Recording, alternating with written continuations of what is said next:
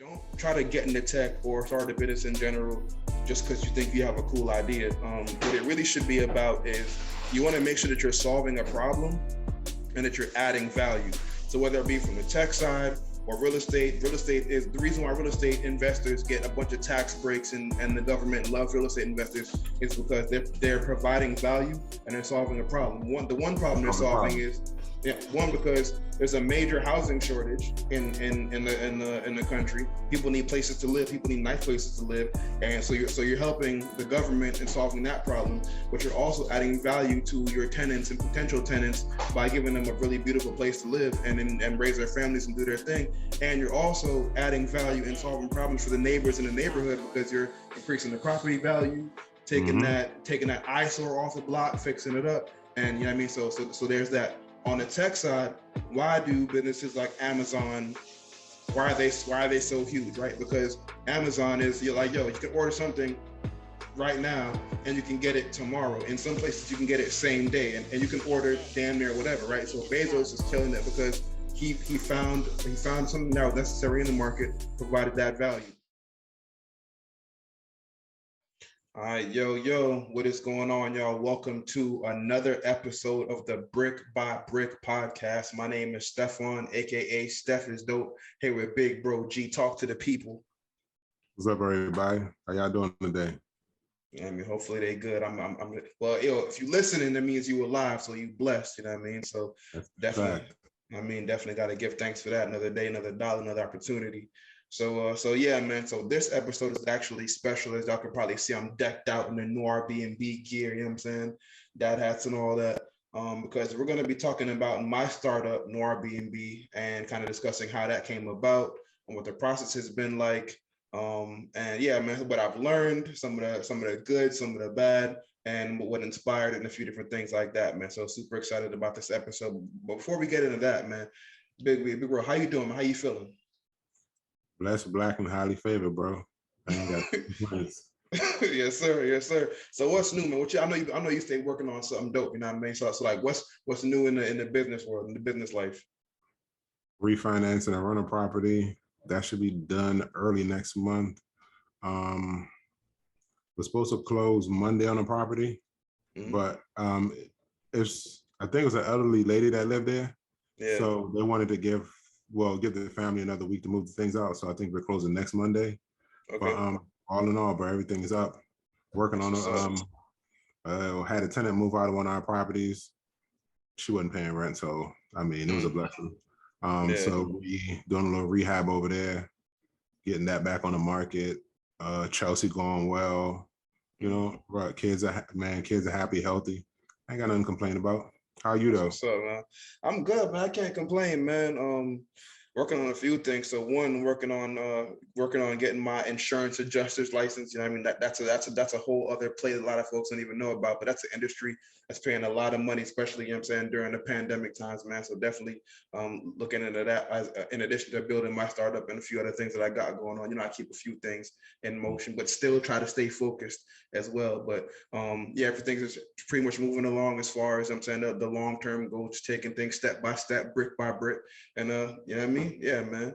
Can't complain at all though. Actually, collaborating with a couple of homies on a party. Well, I shouldn't say maybe like an event during Art Basel coming up in a couple of weeks down here in Miami. Bought some crypto. Shout out to that. So yeah, man, just putting plays in motion. Matter of fact, here's some free game for y'all. Actually, perfect segue. So with inflation going crazy and the price of everything going up, when inflation happens, of course the price of everything goes up, but also the value of your money goes down, right? And so your money's worth less. So how do you kind of hedge against that, against your money being worth less? You invest in assets. So you invest in, of course, real estate. That's gonna be a good place to park your money and also build your money, build your equity, build your wealth that way. Definitely want to invest in the stock market. That's gonna be a good place to park a bit of your money. And also too, definitely in the crypto market, man. A lot of people, I mean, for a long time, a lot of wealthy people were kind of skeptical against Bitcoin and a few other things like that, but they've seen the viability in it and have started to park a lot of money in crypto, man. And like that's a good way to kind of maintain your money and also build your money to hedge it against inflation, man. And if you're into the luxury stuff too, watches, man. So Rolexes, AP, stuff like that. Like if you're into luxury stuff like that, that's also a good place to invest and park your money. And you can wear your money at the same time too. So, and matter of fact, we'll probably end up having a whole episode just on luxury watches and pieces and jewelry, because that's that. I mean, people think it's a flashy type of thing, which it is, but it's also an investment vehicle on the actual financial wisdom side. So don't think it's just about flashing and flexing, whatever. If you're doing things a smart way, then that's a good place to park your money and build it up as well. So yeah, man. Other than that, can't complain. Yeah. I'm actually buying some crypto this weekend, and I just bought Rev. I bought some stock in Rev like 2 days ago. And I was watching Market Monday, and Ian Dunlap said to wait on, well, they said to give it 6 months, and because it's gonna have a pullback. So when it does, I'm gonna buy more, because I mean, I bought at, I think it was like 150, 120, somewhere around there. And he was saying that it should have a pullback to like 101. Yeah. So if it does, I'm gonna dump a lot more money in it and kind of average out what I bought already. So but yeah. Gotta buy the dip, man. Right. And I've been actually, like, before, as we spoke about before, like I used to try to stay as liquid as possible, because one of my best friends, his dad had said one time, it's only a good deal if you can afford it. You know what I mean? So like, no matter what it is, if you don't got the cash to afford it, then it don't matter. You know what I'm saying? Like, it's not a good deal for you because you can't buy it. So I'll try to stay liquid. But recently I've been trying to stay cash poor and just dump all my money into all the assets I got moving around, mostly my rental properties. Yeah. And I mean, I think that's a smart thing too, man. Like, one, I mean, there's no shame if you don't have whatever money to invest in, whatever people are talking about, whatever we're talking about. There's nothing wrong about that. What it's about, what it's partially about is, of course, acquiring the knowledge and the information. But while you're doing that, I'm saying one of my homies on Twitter, he started something called Stack Season. And basically it's like, yo, stack your bread up. You ain't got to be out at all the clubs and the parties and the dinners and the restaurants and buying this and buying that. Like, yo, stack your bread, hit the grocery store, make some food in the house. You know what I mean? Like, stack your money up, because that puts you in a position to be able to, when you see an investment opportunity or something you want to be involved in that can bring you some money back, then you'll be in position to deploy some of that capital and run it back up. You know what I mean? So definitely. So, and even in regards to being cash poor, when you got the liquid capital, you want to invest it, because if your money's just sitting, we were just talking about inflation. If your money's just sitting, it's always, the value of it's going to be going down. So you want to park it and deploy it in places where it's going to be safe and smart and grow, man. So free game for y'all right there, definitely, man. Big facts. But we are going to be getting into this tech talk about Noir BMB a little bit, and kind of letting you guys know what the company's about and kind of how we got started.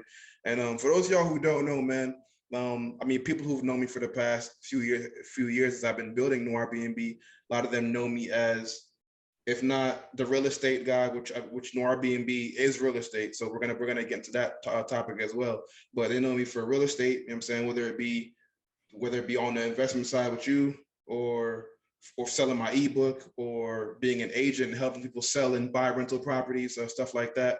But they pretty much know me as like one of the tech guys. So and to be funny about it, or to be frank about it, should say, I never really considered myself a tech guy, although I've been using tech and been involved in tech and whatever for even before music, whether it just be using technology to post content, create content, whatever.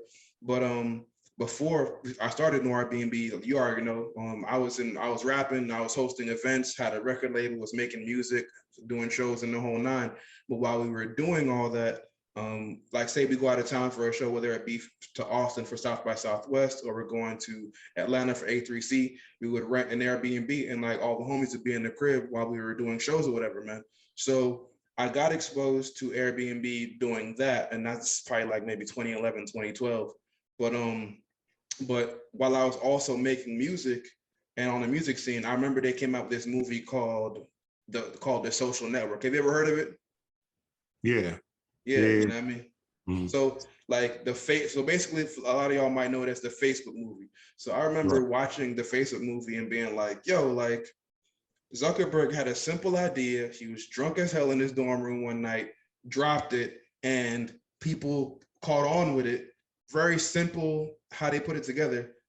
People caught on with it, and then he took that idea, had to put a team together, put a couple people together, and he was able to launch that and make it go crazy. Now, mind you, that's a super rudimentary breakdown of it, and there was a whole bunch of drama that ensued from that. But long story short, all of them still got crazy dumb rich. If they're not billionaires, they're all definitely in the hundreds of millions. So and so yeah, man. So I was like, so that kind of inspired me. I was like, well, damn, like I know I got a bunch of dope ideas, and if I can put the right team together and build it and execute it, then I know that it'll hit too. But I just put that in the back. Matter of fact, so I had like a composition book. I wrote down probably like 5-10 tech ideas that I knew would be lit, and just set it down and went back on my music grind. But then sure enough, man, like that's why I believe in the law of attraction.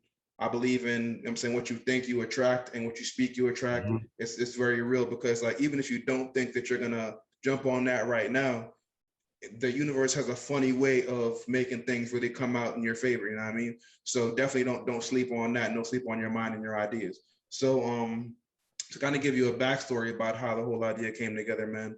So we had an event in Atlanta during A3C, and during the event, we ended like our booking agent at the time ended up booking us a really beautiful spot. It was an Airbnb in Atlanta.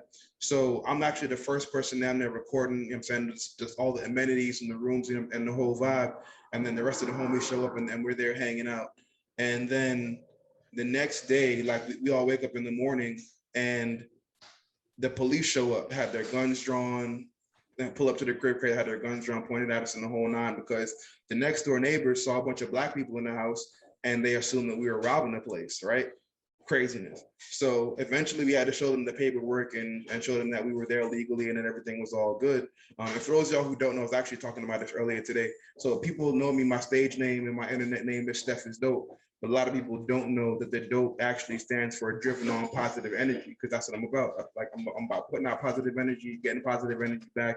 And whether it's a negative situation or not, like I'm always trying to flip it into something positive or more positive than what it is. So the cops had their guns drawn, and during that time, this is like right after Mike Brown, a couple of years after Trayvon Martin. So I'm like, damn, like, yo, police is here. I'm a young Black dude. This could really go either way. But in my mind, I'm like, all right, let me take control of the situation and turn it into something positive in whatever way that I can. So after we showed them the paperwork and showed them that we were there and everything, we were there legally and everything was all good, they calmed down, they were cool. And before they left, I was like, yo, is it cool if me and y'all, if we take a selfie real quick? And the cops were like, yeah, sure. One of them was even like, yo, as long as you get my good side, you know what I mean? So I was like, all right, bet. So me, one of the homies, my boy Zali, who's a rapper down here in South Florida, really taking off doing his thing. Me, Zali, these two cops take a picture. We're all smiling ear to ear. And then I posted on Twitter. I think that the tweet was like, yo, the place we're staying at is so nice. The neighbors saw we were robbing the place and called the cops. Super simple, put it up, went viral, went crazy. We ended up getting hit up by BuzzFeed, like a bunch of different media publications. So like at that point, I was like, okay, like this is a pretty big thing. I had gone viral before, like gone viral a million times. Like viral marketing, social media marketing is one of the things that I do, but I didn't know that it would take off to that extent, or I didn't think it would take off to that extent.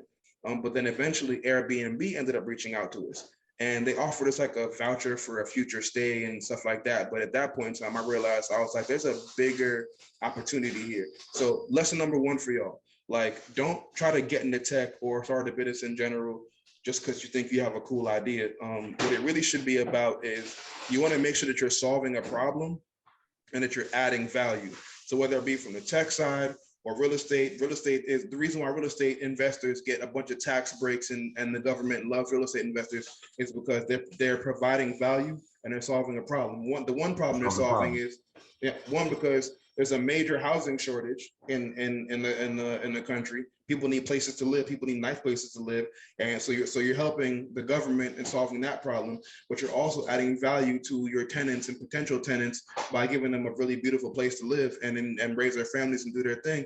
And you're also adding value and solving problems for the neighbors in the neighborhood because you're increasing the property value, taking that eyesore off the block, fixing it up, and you know what I mean. So there's that. On the tech side, why do businesses like Amazon? Why are they so huge, right? Because Amazon is, you're like, yo, you can order something right now and you can get it tomorrow. In some places you can get it same day, and you can order damn near whatever, right? So Bezos is killing it because he found something that was necessary in the market, provided that value. Facebook is huge because human beings are social animals who want to socialize and create and let people know what we're doing and what we're talking about. So it's like, yo, he created that platform. Now it's huge. It's turning into Meta because he sees where things are going in that regard. But we could talk about that all day. But for me, I was like, this is interesting. What happened to me is interesting, and this is crazy, and it took off. But I was like, all right, like there's really something here because it really kind of caught fire. So after ironically, I ended up leaving that trip from Atlanta early because the next day was the 2016 or 2015 Million Man March in DC. So I flew back for that on some super black stuff. And then so our situation happened in Atlanta with the police. We have our show like that night. I fly back to DC the next day for the Million Man March. And then I'm at the crib like for the next few days, just in the house, like, yo, like, actually I ended up hosting a festival a couple days after that. And as I'm at the festival, a bunch of homies are walking up to me like, yo, the same thing happened to me. I booked an Airbnb, and when I showed up, the neighbors didn't let me in, da da da da da. And then I'm hearing a bunch of stories from people around the world like, yo, like racism is a big thing. It's happened to me, da da da da. So I was like, all right, like what happened to me wasn't an isolated case. It actually happens to a lot of people, whether you're Black, Latino, Muslim, Asian, like happens to a lot of different people. So I was like, all right, damn, like if the problem is this widespread, then there's a problem that we can solve, and there's some value that we can add. So I sat down and I was like, well, I love to travel. I mean, yo, our pops is, made a lot of his bread in the tourism industry in Jamaica, you know what I mean? So tourism and travel is something that we know very well. So I was like, all right, well, I love to travel. Traveling is really popping right now. It's only on the rise. And I'm a big fan of Travel Noir. And seeing how they're kind of taking off and they're growing, highlighting Black travel and those cool things. So I was like, all right, well, if you got Travel Noir, and which I love, and I love what they're doing, and Airbnb is a huge business, and Black people are traveling, why not combine both concepts, right? So that's how the name Noir BMB even came about, because I was like, yo, let's create a travel platform, a travel community for Black people and minorities to feel safe traveling and doing their thing. So that's when I hit my former business partner and I was like, yo, I got an idea. I know that you work in corporate stuff like this. Let's come up with a concept and make a pitch deck in the whole nine. So we had a contact in Airbnb. We sent them our pitch deck. They thank you. They loved the idea, and your wifey just brought me some donuts. So shout out to her. What up, Stef? Greg said, "What up, man?" So she said, "What up?" She said, "What up, Greggy?" You know what I mean? So I was like, all right, like we got an actual business that we can build here. So I sent Airbnb the concept. They liked what they heard, and they ended up flying us out to their headquarters in San Francisco to meet with them for a couple of days.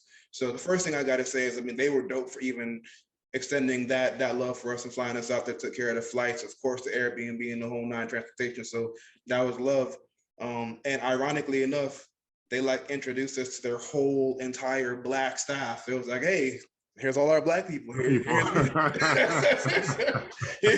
what they do, you know what I mean? Right. So that was cool, because I mean, like, they had a bunch of cool, they had an entire cool, you know what I'm saying, Black organization within their company. So it was dope to meet them. And then we pitched them the idea, which was essentially like, yo, you guys got a problem with racism and discrimination. So initially I was like, yo, I don't know how to code. I don't, you know what I'm saying? Like, I was barely into web designing at that point in time, if really at all, like super, super minimal. But I was like, yo, y'all already got the platform, you got the tech, you got the team, you got the infrastructure. I'm the idea person. I know people, I know culture, I know marketing, I know all that. I'm like, all right, yo, this is a viable concept. One, y'all got a problem with racism and discrimination. We can solve that problem by creating a platform. Because I mean, like you've heard of VH1 Soul and different things like that. It's like, yo, when big companies focus on underserved demographics, that provides a lot of value, not only for that underserved demographic, but it also increases your bottom line and builds customer loyalty, because they're like, yo, they rock with me. They're creating something for what I'm into. Like, I appreciate that. So I'm like, yo, I know that as far as Black people go, like, yo, when you create and you cater to our market, we're super loyal. So it's like, yo, build something for the community to, one, solve that problem, show your customer base that you care, and also increase your bottom line, because like we spend money with folks that support us and that rock with us. So gave them that concept, but also at the time, we weren't even investing or even thinking about real estate heavy like that. So I was like, yo, so for me personally, I might not have a space at the time to rent out or put on Airbnb, but like, yo, we throw parties, we were throwing events, concerts, festivals, whatever, and cool stuff like that. So in my mind, I was like, yo, I can't rent out my space, but I can rent out my time and show people cool stuff that I do. So side note, here's another lesson for y'all. When I went into the meeting, I didn't know what an NDA was. For those of y'all who don't know what NDA is a non-disclosure agreement.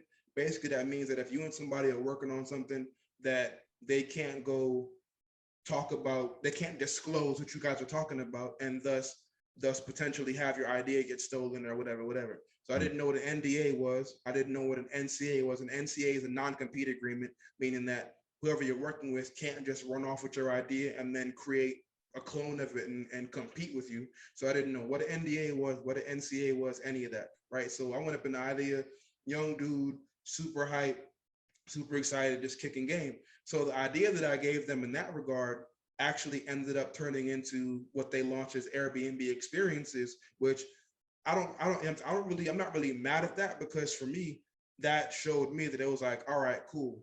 You're not crazy. Your ideas are viable, because $1 billion corporation just used your idea. So all right, cool. Stole your idea. Stole they stole it. They used nothing. They just took it.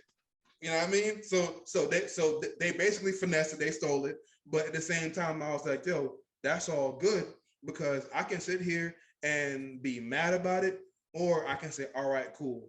Let's do what we're doing and keep pushing forward. So we were actually in negotiation, and they didn't end up actually launching that until like a few months after, probably like 6 months or so after that meeting, or maybe even a year after that. But we were in negotiation with them and conversation with them for about 6 to 9 months, because like I said, like I initially wanted Noir BMB to be a community within Airbnb. I wasn't trying to compete or do something separate. I was like, yo, let's build this thing together. So at the time, they were kind of like, yeah, we're gonna make a PR statement and and like they just weren't too focused on making it happen. So we were like, all right. Then a couple months after that, Harvard ended up coming out with this study saying that, like, yeah, actually Airbnb does have a major problem with discrimination, not only on the traveler side, where like they're getting bookings denied, and Black people got to change their profile pictures to white people, like just to get their booking accepted and stuff like that, but also Black property owners and hosts, like they actually make about 12% less on average than white hosts do. So it's an actual, not just a travel and booking problem, but it's an actual revenue problem for property owners. And as a property owner, like, yo, you want to keep your vacancies low and increase your income, because otherwise, like, yo, like, what are you doing out here? So I was like, all right, well, damn, not only is it a cultural problem, it's an actual revenue problem.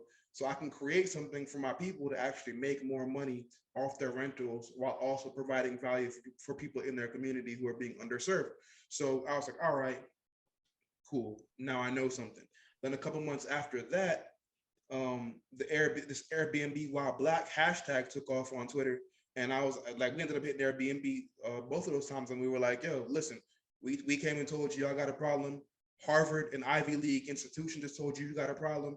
And now y'all are on the Summer Jam screen on Twitter right now because like I got a racism problem, right? So they were like, yeah, we're gonna make a statement. Da, da, da, da. And I was like, all right. At that point in time, I was like, okay, y'all aren't serious about solving this problem for whatever reason, but I can't wait on y'all. So that's when I was like, man, look, it was like a Friday afternoon, and I told my business partner, I said, man, look, we didn't have no logo, no website. Like all we had was a domain name that I had bought. Like I bought the domain name. Another piece of game for y'all. When I came up with the idea for the business, I bought the domain name and just had it sitting because I was like, if I use it, cool. If I don't, I still got the domain. I still own that piece of digital real estate, and whatever happens from here happens, right? So I bought the domain in the beginning of negotiations just to have it, just to own that. And I was like, all right, well, I not remember since telling you, I was like, yeah, buy the domain and anything that sounds similar. Just buy them all up. Yeah, you know what I mean? Which that conversation. Yeah, which on a whole other note, matter of fact, we're gonna get into that because buying, yeah, right. Yeah, we're gonna get into that, right? So yeah, so I bought the domain and I was like, yo, let's we ain't got no website, no logo, no none of that, but let's put out some information, see how people feel about it. And my idea was, look, we're gonna announce it on a Friday. When Monday comes around, if we have 100 email signups, then we know we got something to work on. And look, I went on Twitter, did my social media thing, dropped the announcement, and by the time Monday came around, we had 14,000 email signups. Like we went crazy throughout the whole weekend. Yeah, it was nuts, you know what I mean? So then I was like, all right, cool. Like people want this, they care about it. Let's build this joint. So that's when we started like putting the whole team together. And here's another lesson for y'all. I had my business partner at the time, wasn't the most trustworthy person, but one of my peoples actually told me that they weren't. But my thing is like I'm always trying to be, you know what I'm saying, like everybody talks and whatever, but I'm like, yo, like I never try to be negative about folks, or like I try to give folks the benefit of the doubt, long story short. So try to give him sorry, not to cut you, low key. Mm-hmm. I should have partnered with you. I was just busy focused on so many other things. Mm-hmm. But yeah, I really should have been like, man, come on, bro, let's just do it and just figure it out. I'm hip, but 2020 is hindsight. But even then, you actually really did help us in the beginning too to kind of get things rolling. So like, and I'll never forget that. Always appreciate that. So you actually did kind of end up doing it anyway. Right. You know what I mean? So there's that. But yeah. So my thing, and another lesson for y'all: don't underestimate yourself, because, like I said, I was in music, I was rapping, I was hosting events in the street a little bit, nothing too crazy. But like I had never made that foray into tech like that. So what I was actually experiencing is something that people call it imposter syndrome. Because I'm like, yo, I'm in the game now, and like, yo, like we taking off, we get interviews with Time magazine and this magazine and this publication and whatever, Forbes. And I'm like, bruh, like this is crazy. Like I never, like I knew that I wanted to be in these publications, but I never thought it would happen like that quickly, whatever. So like I'm kind of shell shocked, like damn, like I'm in the game now. So that's when I reached out to my partner and I was like, yo, you got history in the corporate arena. Like, yo, I'm gonna let you do the recruiting and putting a team together and the whole nine, and I'm gonna just focus on marketing and building the brand and getting users, because like that's what I do. So the lesson for y'all is, one, like, yo, don't fall victim to the imposter syndrome. Like whatever room that you're in, you're meant to be in those rooms. Wherever you at, you're meant to be there, because like, yo, like you know what you're doing. So keep the faith in yourself. So right. So there's like that. I sent you that earlier in the week. And in fact, I sent it to a bunch of the homies. I'm like, yo, always walk into the room being you every single time. Yep. And that's super valuable, because like, yo, a lot of us underestimate the kind of value that we bring to the places that we go to. And we underestimate our intellect, we underestimate our ideas, we underestimate our ability to execute and a lot of things. And it's like, yo, that's the worst thing you can do, because one, you got to give yourself more credit. But then two, people tend to almost see a lot more in you before you see it in yourself. And it's like, yo, if they see it in you, then you got to believe in that and build on that, because like, yo, like you got that in you. You know what I mean? So Bro, I did that a lot, because plenty of times you be like, yo, do you know somebody for XYZ? I'm like, nah. He be like, bro, you know somebody. And I think I'm like, all right, boom, I do. So like, it's things that we can't, like, even if you can't help monetarily, or even help you to build a building, or whatever the case may be, like, you may know somebody that you could put them with and get it done. And I mean, I've tried to do that a lot in my life. Like, if I can't help, I put you somebody that can't help. But yo, I mean, one, your network is your net worth. So never forget that. But then two, bro, I heard you say this. You were like, yo, if I don't know somebody who does it, I know somebody who knows somebody who does it. That's a fact. And like I figured, I found out like that's kind of the same way with me. It's like, yo, like your network is your net worth. So that's a super important thing. And even beyond all that, when I made the announcement, I was like, yo, I'm trying to build the future of Black travel. Like, yo, if you know somebody, tap in with me. And that was just me from Twitter. And that's how I also ended up finding another co-founder and my current CTO, just off of expanding my network and tapping into my network. Cause like you never know who you know and what they do, and who knows somebody and what they might do. So definitely tap into your network. But then I think the biggest part of this whole lesson that I learned is like, yo, never, if you're the founder or the head of something, like you can't just hand off things to people completely, because I mean, one, you want to delegate. That's an important part of business, but that's when you grow. Like that's when you kind of become more hands off. But in the very beginning, you got to be super hands on with everything. So one of the mistakes that I made was I had my business partner like putting the team together, but these are people that I didn't know from nowhere, didn't know what their morals were like, didn't know what their mentalities were like, didn't know what their work ethic was like. So that ended up biting me in the ass multiple times until we were able to reform the team and I was able to kind of put things together on my own. So that's another lesson for y'all. Like, yo, be very hands-on with the team you're putting together. Make sure they understand the mission, the vision, the mindset, because all that is super important when it goes into what you're building. So that's one of the main things that I learned, man. But we ended up putting the team together. We got the logo put together, got a minimum website put together. We're able to continue growing our email list and our user list. And the funny thing about it was our marketing at the time was so good that people assumed that we were already an Airbnb level company, but it was like, no, like we literally had to build the machine as we were already in the air and really kind of get it going. So so one, like I'm focused on user acquisition, marketing the company, building the brand up. We're doing interviews. They got us doing speaking engagements and at conventions and all these different things like that. And it was cool, but it was like, yo, like at the same time, like I was trying to make sure that we were focused on the business and continue to actually improve and refine the product. So also never forget to focus on the product and maintaining that. But we were raising money at the same time too. And here's a part of that Facebook like story.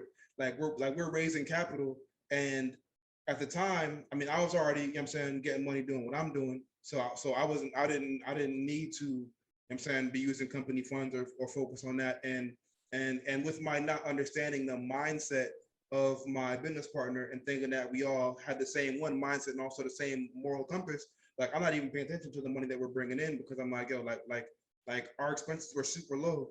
We're just focused on product development, building a team together, and with the understanding that everybody knows this company is going to go crazy, and when it does go crazy, we're all going to be up and have a lot of money and not have to worry about anything. But for right now, we're in the trenches and we got to grind. But little did I know that my partner at the time was kind of dipping into the money, and by kind of I mean a lot. So it's like a lot. You know what I mean? lot. So with that lesson, it's like another lesson for y'all. Like, yo, pay attention to the money. Be hands-on with your team and with your recruiting and all that, but make sure you keep your eyes on the money, because if you don't, it slips through your hands. And like, yo, like money is it's a fickle thing. If you don't watch it and you don't pay attention to it, it'll disappear and evaporate. So definitely make sure that you're paying attention to that, man. But yeah, man. So long story short, we continue to build the business, build the concept, build our fan base, and we tested the product a couple times, and the product broke, which is part of the process. It's going to break and not work sometimes. So we had to go back to the drawing board a couple of times and make sure that we got the product right. But eventually, probably like a year or so later, we were able to make our MVP. And for those of y'all who don't know what an MVP is, an MVP means, of course, a lot of people think it's the most valuable player, but in the which it is, does mean that, but in the tech sense, it means your minimum viable product. So what is your minimum viable product? That means that, okay, what is the most basic version that you can put into the market to have your users and customers interact with and get some user feedback? Because the most important thing at the time is like, yo, forget the magazine interviews, forget the speaking engagements, forget the whatever. Like, yo, talk to your users, work on your product, and get feedback. So we were able to put the product out. We were talking to hosts and property owners. We were talking to travelers and people who wanted to book, and figuring out, oh, damn, the platform doesn't do this, they can't do this yet. And that really helps you kind of notice where your blind spots are, and really helps you strengthen up and make your product that much better. So we focus on that. Actually, our first, like when we actually did drop the product, we dropped it during Essence Fest 2016, which was super dope. Went to New Orleans. I met a bunch of plugs down that way. Shout out to Mia, who I had a partnerships. She actually ended up introducing us to our current CTO, Torrance Reed. And that's another part of like, yo, your network is your net worth, man. So Torrance really helped us put our team, put their product together, get the coding right, and get it built up to the point where we could actually start generating revenue on our own, man. So so there's that. And another thing that another piece of game that I got for y'all, another lesson is like, yo, the beginning of your product is not going to be fully automated. It's not going to be all the way smooth. Like, you're going to have to be hands-on with it. So a lesson that I learned from Paul Graham of Y Combinator is like, yo, the beginning of your product is supposed to be manual, or what he says is your initial product isn't supposed to be scalable, meaning it's not supposed to be able to be grown super quickly. A lot of what you're going to be doing on the back end is super manual work, such as, so for instance, right, when we didn't have the ability to onboard hosts like super quickly, like what we would do is like be like, all right, we created something called the Noir BMB concierge service, which is basically you fill out a form, let us know where you want to go, and then on the back end we would find a property for you, whether it be like we were using all kind of platforms, but the main thing for us was like making sure that the host wasn't racist, wasn't going to discriminate, and they had a dope spot. We would find a spot. After we found it for you, we collect the images, put it on the site, share it with you. If you wanted to book, then we would book and do it that way. Super manual process, super time consuming and intensive, but it worked. We were able to generate revenue.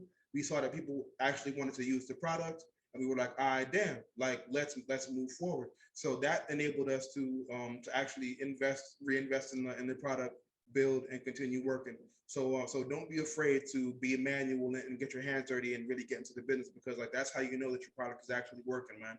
So so yeah, so I mean, I could talk about that, what that process has been like for, I mean, all day.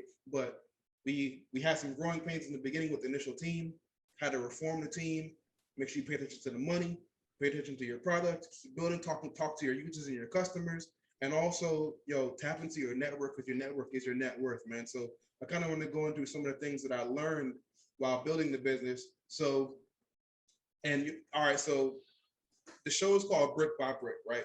Last episode, I mean, the last couple episodes, we kind of discussed some of the stuff that we learned from, you know what I'm saying, being in the street, and how that actually overlapped into business. So one thing that I learned, that I knew while, you know what I'm saying, being in the street, was like, yo, if you got a product that people want, you get the product and you provide it to your customer base, because like, yo, like it's that simple. Like you ain't gotta complicate it. It's sales and it's numbers and it's money. And if you know that, then you can build damn near any kind of business. But a big mistake for us was, another lesson for y'all, in startups, when it comes to tech, it's all about speed. How fast can you go? How quick can you get to market? How quick can you get feedback? And how quick can you improve and iterate and continue to grow? That's why, yo, your iPhone has an update every couple of months. Like it's got to update to download. Apps are always updating because like like they're never perfect. They're always iterating and improving and getting better, right? So so with us, it was like, all right, like our head designer at the time, like she didn't want to release the product until it looked perfect to her specifications because she didn't want her designer friends to like clown her, or she didn't want to be embarrassed or whatever. And for me, it's like, yo, so another piece of game for y'all, that's called analysis paralysis, right? While you're trying to be perfect and you're thinking you're gonna make this mistake and that mistake, you end up making no mistakes, and that's actually your biggest mistake because you actually succeed by failing forward. So Right. you know what I mean, so for me, I was like, in my mind, I'm like, yo, I feel you, but this isn't about you and your lame ass designer friends, right? This is about our customer base who's getting discriminated against and our company that we're building. So I'm stressing. I'm like, yo, we need a product. We need to finish this. Like we don't need all the bells and whistles, but let's get the basic version out and move it forward. And we were, for those of y'all who were wondering what was going on for the first year or so, like that was us behind the scenes, like trying to get a product to market. So, but at the same time, another thing was I was the youngest person in the company. So for me, I'm like, I'm besides dealing with the imposter syndrome of thinking that I don't know what I'm doing, I'm also listening to folks who've been in tech, they're older than me, and I'm like, all right, maybe y'all are right, maybe I'm tripping. I'm gonna listen to y'all, right? Wrong. Do not listen to them. You know what I'm saying? Because like, yo, and like as I talk to folks who've actually been successful in tech, like I realized that damn, my thinking and my mode of thinking, my line of thinking was actually on point because it's like, yo, you want to get your product to market and not overthink it and just get it out there. So it's like, yo, focus on speed, get your product to market. Don't fall victim to analysis paralysis because people want to use your product. And also, like, yo, early adopters, they know it's not going to be perfect. So they're like, yo, if they want to test it out, they want to talk about your company, but they can't talk about it if they can't use it. So I'm sorry I had to get the product to market, and that was a lesson that I learned from the street. So I'm like, yo, if you got the product, put it out there, make some sales. Even if you start with a half zip, that's okay. You can get to a full, then eventually work your way up and do what you need to do. So on tech terms, it's like, yo, start with a very basic product. Like you're not going to be the biggest on the block, but put it out there, get some customers, and then scale and grow from there. And that's what it's about, man. So definitely learn that. But even besides that, like I acquired a lot of skills while building the company. So the first thing was research, right? Being that I had never started a company of this magnitude or even in this industry, I got baptized by fire, and I had to do a whole bunch of research, a whole bunch of reading, and figuring out, okay, cool. Like basically, I had to like, I didn't know what I didn't know, and I had to learn what I didn't know, and even get deeper into that and be like, oh damn, like I didn't even know this was a part of it. But don't be afraid to research. Get on Google, get on YouTube University, listen to these podcasts like our podcast, Brick by Brick, and you know what I mean? And keep chipping away at it because like, yo, it's like Nipsey said, man, like it ain't a race, it's a marathon for real. And the marathon definitely continues. So it's like, yo, understand that you're in it for the long haul and keep grinding. The next thing I learned is perseverance, man. Like nothing is gonna come easy, but the game's gonna test you, and whatever you want, the universe is gonna, God in the universe is gonna make sure that you want what you say you want, because it's gonna be some trials and some tribulations, man. So push through, persevere, keep grinding, and keep pushing.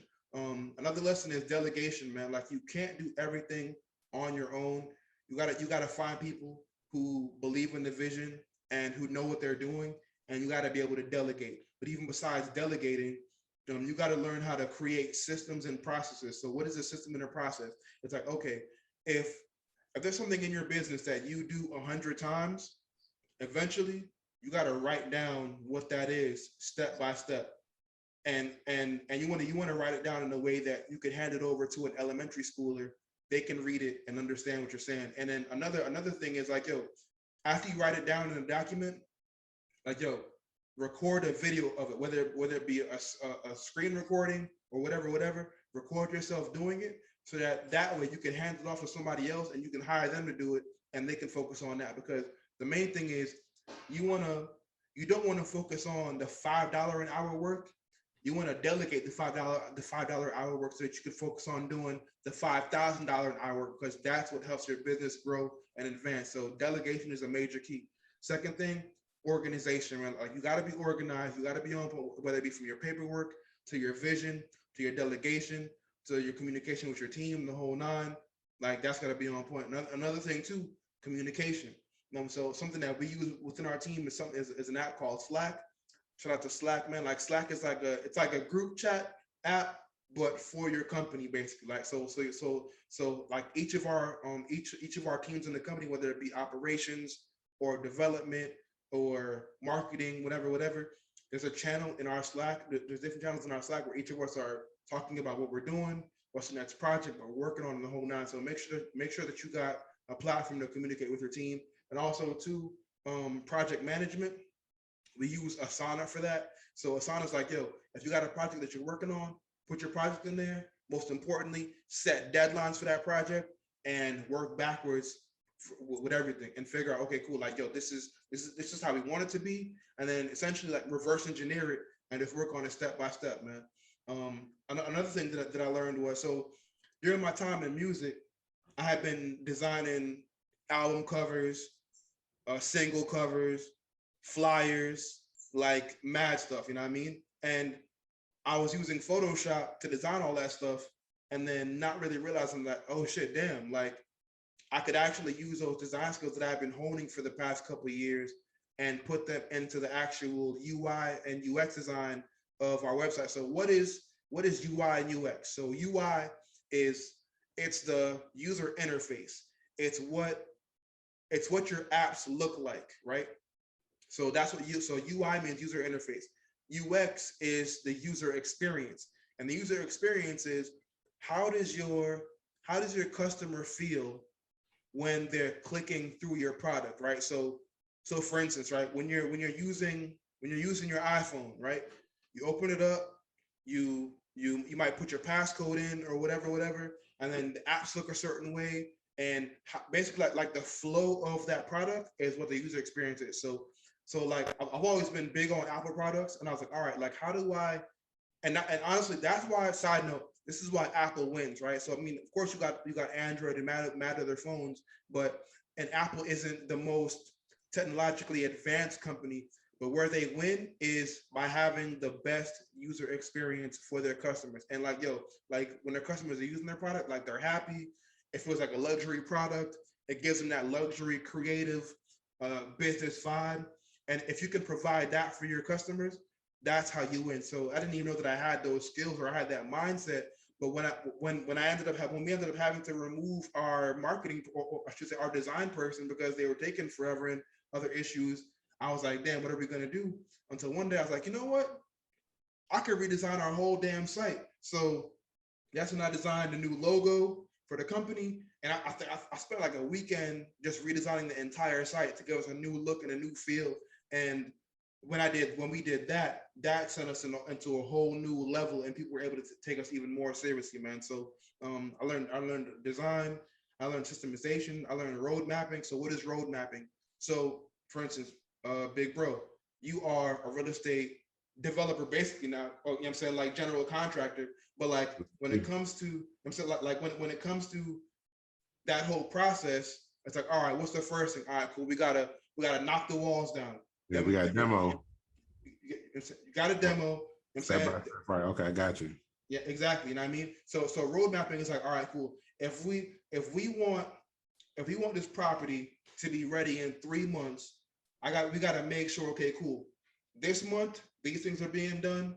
Month 2, these are being done. Month 3, we cleaning up, we getting the property on market, and checking off, okay, cool, like, HVAC done, the demo is done, the drywall or insulation is up, all that's good, you know what I'm saying? Like, the floor is done, all the, you know what I'm saying, all the appliances installed, they work and they're good to go. And at the end of it, now you got a whole new property. It's done and it's dope. You know what I mean? So I didn't even know what that whole process was like until I had to get in the game and learn them skills just off just having to learn that. So the next thing is growth hacking, learning how to market, put content together. Like honestly, like what we're doing now is content creation, but that's also how you're able to increase your users, increase your notoriety, increase your brand, and build your brand. Because one, so give y'all some free game as far as marketing goes. It's the KLT model. What does KLT mean? People got to know you, like you, and trust you. So we spoke about it a couple episodes ago, but like, yo, we keep our faces clean. We're good at it because folks know us, right? We've been out here, good dudes, so they like us, and we're consistent as far as who we are. So they know us, they like us, they trust us. That's how people spend money with you. They work with you.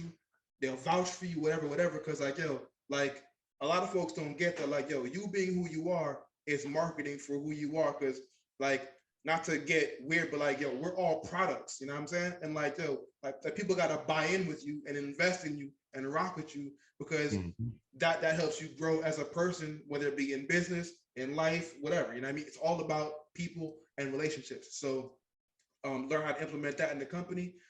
Definitely learn how to be a better public speaker. I mean, as you very well know, I know how to talk ish all day. You know what I'm saying? But I mean, I'm getting used to it. it's a process. You know what I mean? Right. But being able to get those thoughts out there and connect with people in that regard is a skill that's undeniable and invaluable, and it's going to be priceless for you for the rest of your life, man. So I learned how to do that, and we're really essentially product development, man. Like from step one, from A to Z, how to get a product to market, and bring something that people are going to care about and like and want to use, man. But like, yo, overall, man, like, yo, starting this company has been a super incredible thing for me. I've met a lot of great people, been a lot of great places. And the most important thing for us, man, is creating a platform where Black people can feel safe traveling, not worrying about discrimination. And also, too, like, our thing, like, we never just wanted to be a protest company because we were mad at Airbnb or whatever. Like, I was like, yo, if we could work with them, cool. If we're not going to work with them, cool. Because at the end of the day, my vision is to build a great product that we can connect and feel dope. And also, like, let folks know, like, yo, like, we travel in luxury too. We travel in style too. You know what I mean? Like, yo, like, we got some private jet partnerships, like yacht partnerships, some of the most beautiful listings in the game. And it's like, yo, like, we've done a lot of great things and we got properties in multiple cities around the world. We're partnering with some different real estate agents to help us increase our inventory. And yeah, man, so Noir BMB, whenever y'all get a chance, check us out. We're actually in the process right now of updating our site and adding a bunch of more properties. We're also working on a mobile app right now. So we never even thought I'd be building a mobile app and then getting something ready for the app store. But it's like, yeah, man. So like, long story short, man, like, building this company has been an incredible journey. I learned a lot, been blessed to have the opportunity to work with the people that I'm working with.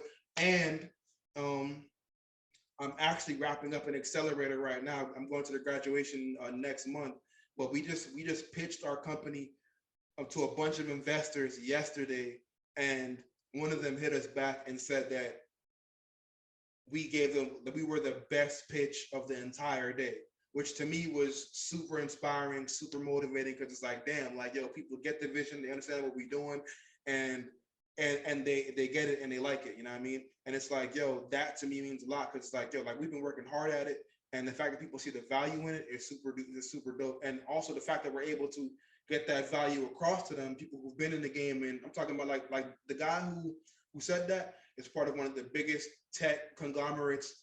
Like, they own.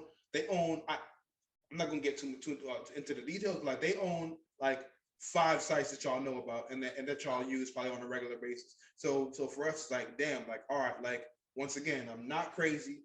I got some good ideas and execute. You know what I mean? So it's all part of the process. And yo, I'm happy to be on this journey. And for those of y'all who might not know too, man, it's like, man, first of all, being a Black founder of a startup primarily serving the Black market is a unique experience, but it's been a blessing. And on top of that too, a lot of folks think that these things happen overnight and like the blink of an eye. But the fact of the matter is, when it comes to tech, this is a 5, 7, 10-year journey to even get where you really want it to be at. So a lot of the apps that you think just popped up and they were dope, and like nah, like their team's been grinding, building, and working to make it happen.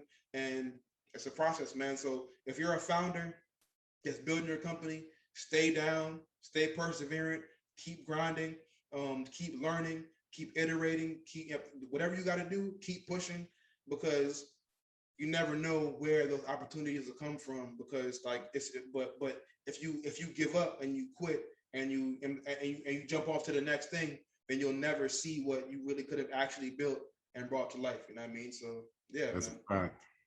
Yeah, man. Bro, I'm proud of you. I ain't gonna lie. And you're absolutely right. Like, we do have to keep pushing. Like, we can't give up on what we're doing. Like, I was thinking about, like, even with trucking the other day, I'm like, I didn't necessarily give up, but I moved on. But so now when we double back, all the mistakes we've made, they're all lessons we learned from them. So now we're gonna grow. Now we're gonna really show out. Like, it's possible. So yeah, man, just keep pushing. And whatever you're doing, just keep pushing. Can't stop, man. And like, yo, like you just said, big bro, it's like, yo, it's never no losses. If you take an L, take that lesson, because that's the most important thing, man. Like, yo, learn from it, write it down, document it, and this is another part of business. Like, part of having systems is you come up with a process and test it out. If part of it doesn't work, that's cool. Run it back and figure out where you messed up at, improve on that for the next time. Then things go a lot smoother. But I mean, that's what it's about, man. Keeping pushing, keep pressing, never giving up. If you got to dial it back for a bit to bring it back, then I mean that's all part of the process. But like, don't be afraid to fail, because like, yo, you fail your way to success, and any person who's really hit will tell you the very same thing, man. So right, you failing forward. You failing forward, man. So that's what it's about, and just never give up, man. And on top, like, one thing I want to add too, man, and maybe we kind of discuss this as well. I feel like in the Black community, it's almost like people look at you, and if they think you failed, or even if you think you failed, it's like, damn, I failed. It's not meant to be. Forget it, and you just give up.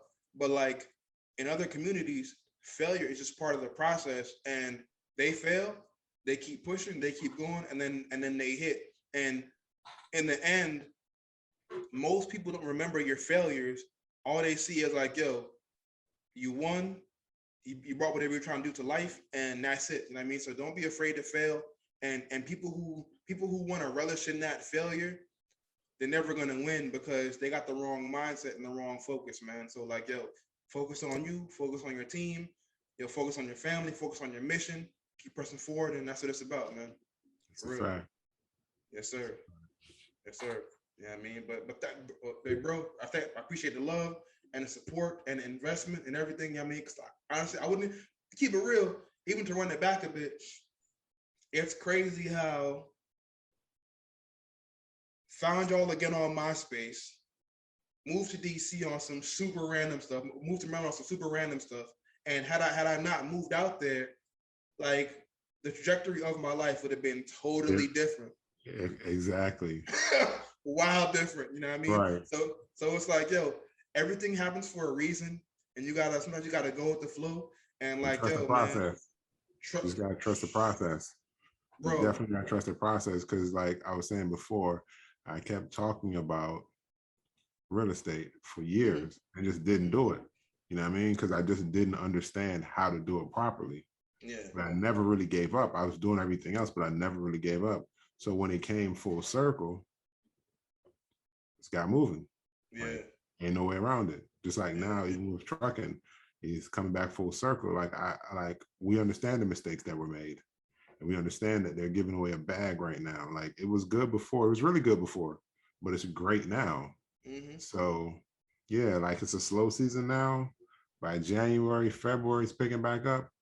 We're gonna go crazy because we failed forward every time, and we trust the process. Yep. Yeah, you gotta trust the process, man. And I mean, even what you're talking about with the slow season right now, it's like, yo, when the slow season is upon you, that's grind season.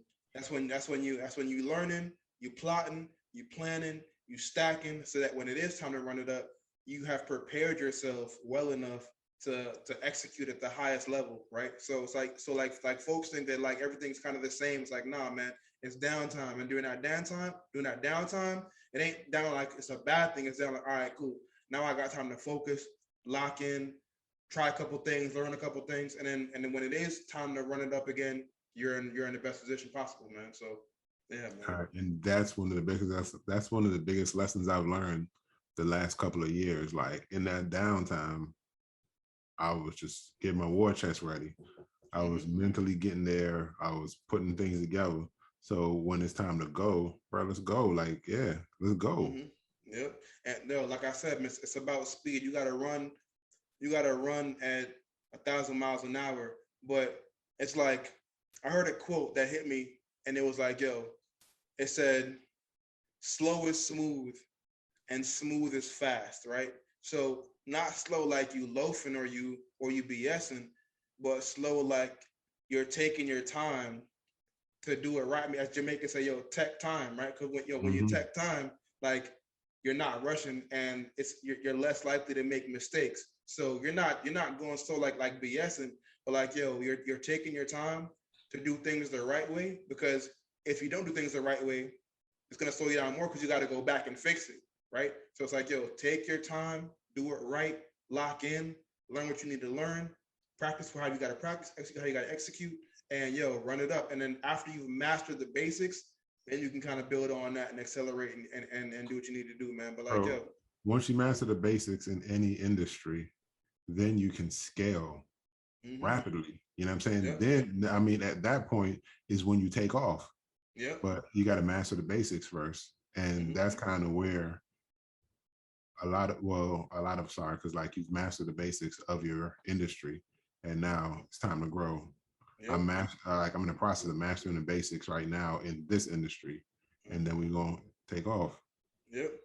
Man, look, we ain't even gonna talk about it, but as far as some of the ideas that we got for these developments and what we're trying to develop and how we're planning to develop, man, like how we're going to develop, you know what I mean? Like it's all part of the process, man. Like, and like you said, you got to trust the process. Like, and that's something that I really had to lock in on, because it's days that I'm like, bruh, this shit is crazy. You know what I'm saying? Like it'll have you stressed out, annoyed, bothered, almost questioning yourself. But then you have those victorious moments where you're like, yo, damn, I was right.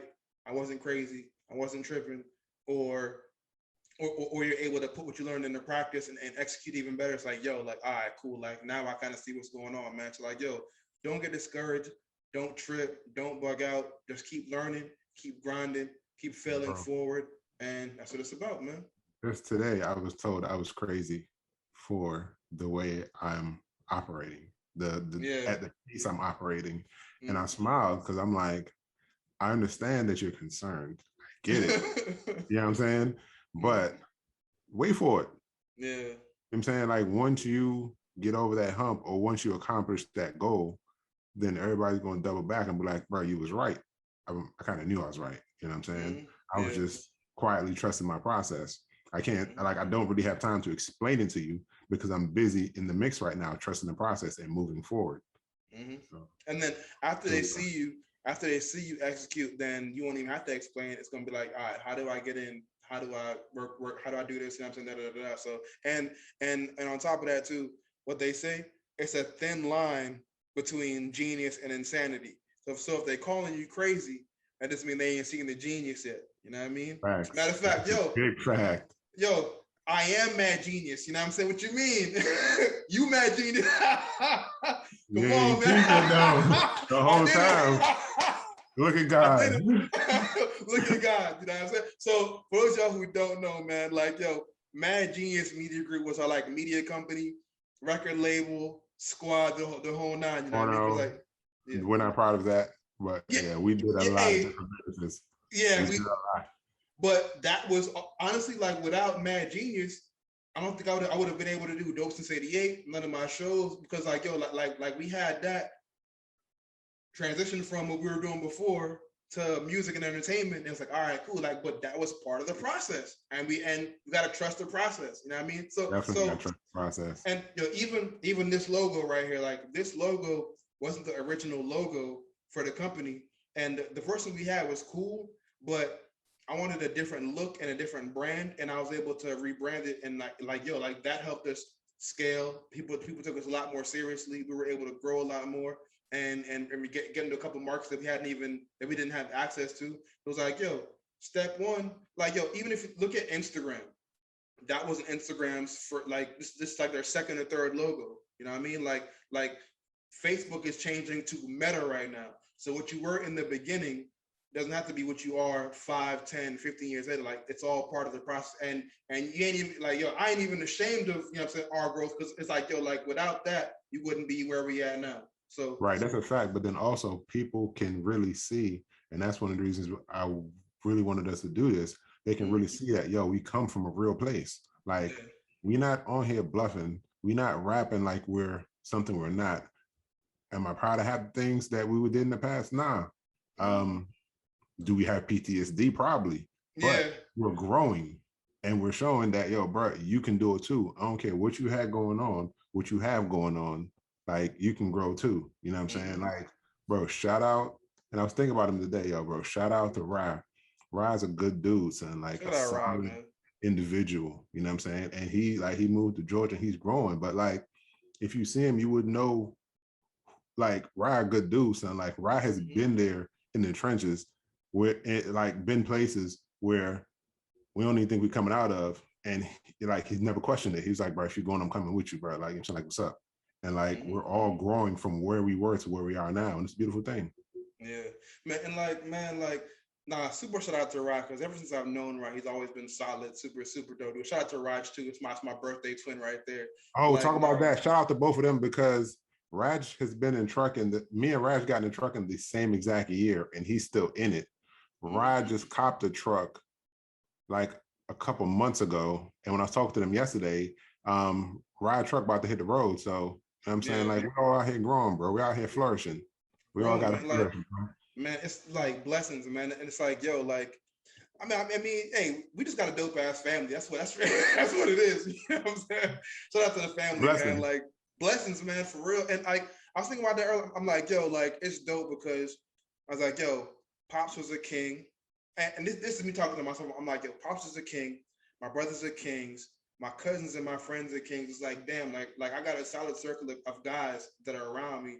And I think, that's even a cheat code. Who's like, keep good folks around, whether it's family, friends, like, that's super important. You know what I'm saying? But like, being solid and being A1 is dope. But on top of that too, man, like, I think that people rock with you and they ride with you, because like, like, fam, like, your nickname was and is the General. You know what I'm saying? And I think it's dope that like, like after Pops passed, like you became like the patriarch of the family, but you put that on your shoulders and you ran with it. Like, you never ran from it. And I think that's respectable and mad honorable. So salute you for that. You know what I mean? For real. Sure, bro. Sure. Man, we could talk about this all day, every day, man. But like, this matter of fact, one more thing too, because we kind of skipped it. But you told me, you were like, buy the domain, buy all the names that sound like it at the time. And I think I just bought the one domain, kind of locked that in.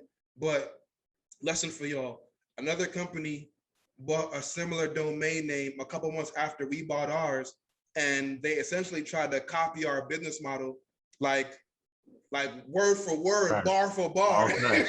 All facts. You know what I mean? But some more, I learned about trademarking and legal stuff, because in my mind, I'm like, all right, I see y'all trying to copy, but I saw that their team had skills that I found valuable. So I was like, man, look, why compete when we can eat together and build something together? So I was like, all right, cool, like let's work together. And they were like, yeah, let's make it happen. But at the same time, I was like, you know what? I rock with y'all, but I don't trust y'all just like that yet. and this is my content and my idea. So I trademarked both of our names because like I legally had the rights to, because I had the idea and our names are very similar. So I trademarked both of our names, and they actually weren't able to run off with the idea like that. And I mean, they've since shut down, but like, yo, you gotta take ownership of your name, of your brand, of your IP meaning your intellectual property, because if you don't, and you got some dope ideas, folks will try to run off with your bag. And I had already got finessed for Airbnb experiences. I wasn't gonna get finessed for my whole idea. You know what I mean? Never that. So yo, make sure that you, bro. You know what I mean? I know. Happen again. It can't happen again. You know what I mean? So like, yo, make sure that you trademark your name and your brand for whatever you're trying to do. Take full ownership of it, and like, yo, get some lawyers, get some good legal advice. Make sure you have that, because like you cannot beat that, especially in American society. And yeah, man. So like, that's the last piece of game for y'all, man. So big bro, anything you want to close out with?